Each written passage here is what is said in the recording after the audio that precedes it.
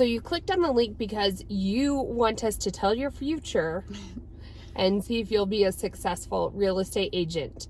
Lori and I have been doing this for, this is going on our 3rd year now, and we have found these characteristics to be very important and valuable in every real estate agent.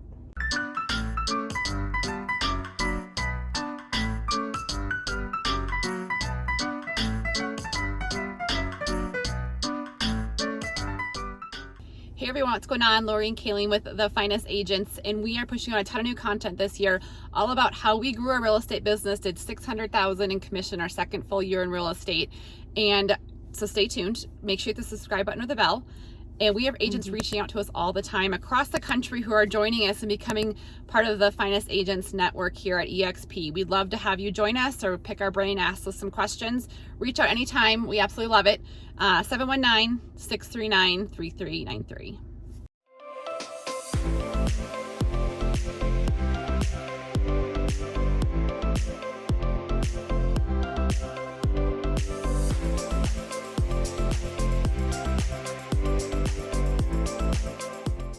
Hey guys, so you clicked on the link because you want to know all about what makes a successful real estate. You got to say that first, a real estate agent. And so today we're going to break down 3 or 4 of the top reasons or top traits that agents who have joined us have been successful.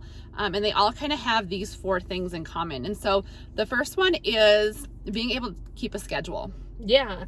So I know it's kind of, we say keep a schedule, but you're really always on call when you're a real estate agent. You can put, your preferred hours, and that's kind of what we're talking about is, Lori and I, we try to do all of our filming on certain days. We do touch base and do follow-up with clients once a week. And, what we have put out is, you block in times in your schedule to do these things, also knowing that you have to be somewhat flexible because in real estate things always come up. And so knowing that, all right, we're filming Monday, well, all of a sudden we have a client coming to town and we aren't able to film Monday, we literally block it out on our calendar and say, okay, now we're filming Wednesday, this we can't fit anything else. And so then we defer to maybe one of our team members or something to help us out. Right. But we block in time to do our real estate business, and that is not only just showing homes but doing all the back end work. So for Lori and I, that's doing video. That's a huge part of it. Lori does so much work on the back end, and so what's your rhythm with that? And so, it kind of like the nice thing about being a real estate agent is, you do have the flexibility. So sometimes when I'm at night laying on the couch with my family, they're watching a show, I'll sit there and I'll block out, I'll make thumbnails, or you look up video titles, like that kind of thing, or kind of get ideas, watch podcasts or listen to podcasts, like different things like that. But so I can kind of flex my day. So like, I know I have to go get some pitas for euros here in a little bit, but I can do that at 2, knowing I might work later. And I think like part of that is that a lot of real estate agents, they don't work a full day. Successful agents definitely work a full day plus. Yes. I think it's super easy if some people only want to sell a house or 2. That's fine. That wasn't what our drive is. We always have goals. We always want to exceed our goals. We always are writing them down. We've talked about that in other videos, but you really have to work an 8-hour day as a real estate agent. And you can, like I said, you can be flexible with those, but you have to hold yourself accountable. Tomorrow and Friday, today's a Wednesday, isn't it? Yeah. It is Wednesday. It's Wednesday. But Thursday, Friday, I looked and we happen to have like 2 days off, but that's great because we're probably going to be still doing some work. Like when I say off, it's like nothing scheduled in there, so I can put personal appointments in those days or whatnot.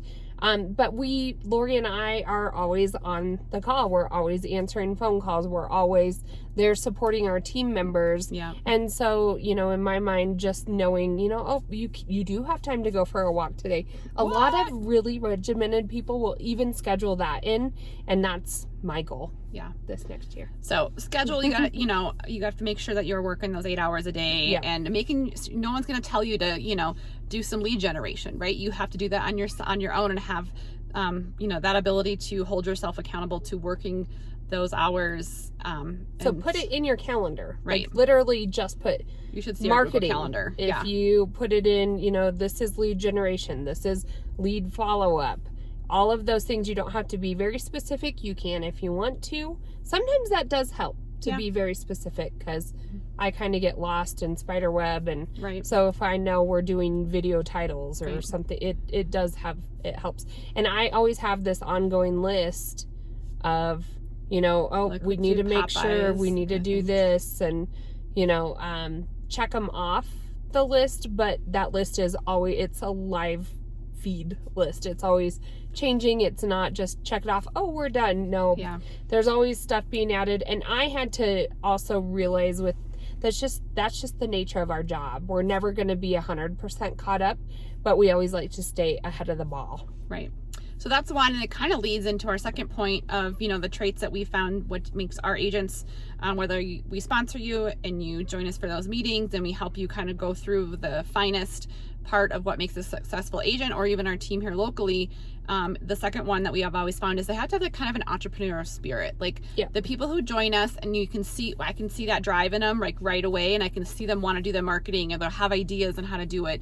They want to own their own business. Those are the ones who usually are more successful. With that being said, we have coached, and we actually have a couple people on our team that like embellish this part of being an entrepreneur.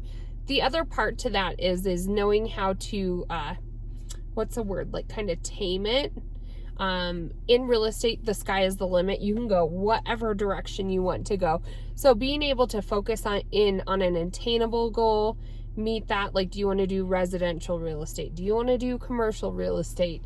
What's your target audience? Like all of those things that you hear, who's your avatar and whatnot, you kind of do need to do that, because the sky's the limit. Do you want to adopt your old coworkers as your preferred audience?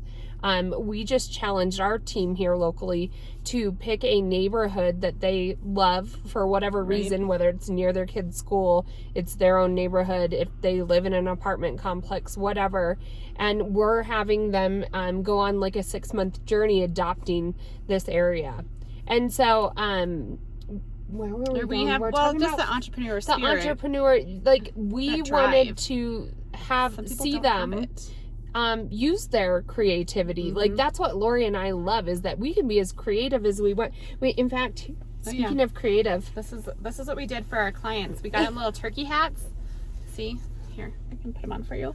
I'm too tall. I know we're too tall, but we got our kids turkey hats, and our clients, but we got them turkey hats, and then they will post a picture, either tag us on Facebook or Instagram, and then as our business, and then we're going to draw one person, or they can text it to us if they don't want to post, and then we're going to draw one client to win, or you get a couple to win a free house cleaning for the week of Thanksgiving. So we're still doing like kind of fun, touching base with our clientele, but we also incorporate our video marketing cornerstone to our business, because that's what we love to do. My sister saw our little things last night and she goes, you guys are so creative. And really it's just, that is what I love about our job, is we can always change it like too. Last year we did pumpkin pies, but this year we're like, let's be a little more creative, and that's fine for some, but it's kind of fun to just kind of think of new ideas, and we always have different ideas, and we kind of bounce off each other. So that kind of is the entrepreneur part. With that does come, like, each of our agents on our team also have their own real estate business. We that's how Lori and I decided to run our team, but we feel that the more buy-in that you have in your own future, the more successful you'll be. Right. And that's what we just want to give all of our team members and people who sign up under us all of the tools they need to learn how to fish, so that we don't have to fish for you. Yeah. That's kind of, I don't know why I always say that. So we're back to our point. So one is schedule, right? Make sure you're working those hours, and the other one is entrepreneurial. The second one is flexibility. We talked about it a little bit, but you do have to be flexible. Like I had a hard time with a friend who wanted to join us, and they wanted to be an agent, and they're like, I really don't want to work on the weekends at all. And I know some agents say they don't work on the weekends, but I can't imagine they do. Like, we have clients who will come in just for the weekend. Unless you have a paid assistant, and that's going to be hard to get somebody who will treat your clients the way that you want to be treated until you can pay well.